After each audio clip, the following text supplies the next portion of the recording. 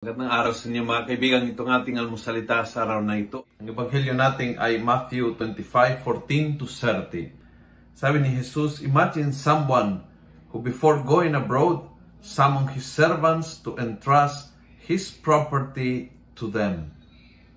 And this is you. Yun ang whole point ng talinghaga. Ikaw yung pinakatiwala ng Diyos. Wow! Ang Diyos ay may tiwala sa iyo at sa akin. At yung pinakatiwala, yung mahalaga sa Kanya.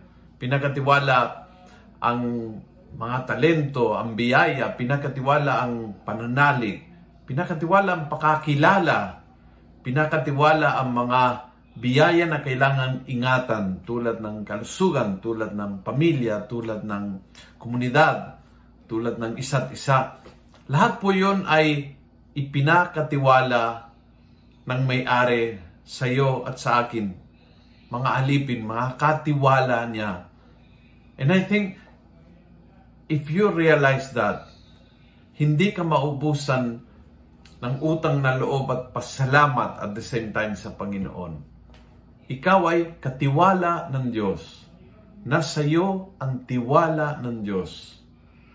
Kilala ka niya, alam niya lahat ng kahinaan mo, alam niya lahat ng pagkukulang mo, but He trusts you.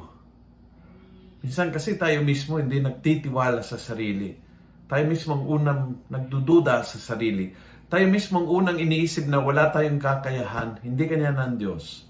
Ang Diyos ay may tiwala sa iyo. And that makes you katiwala ng Diyos.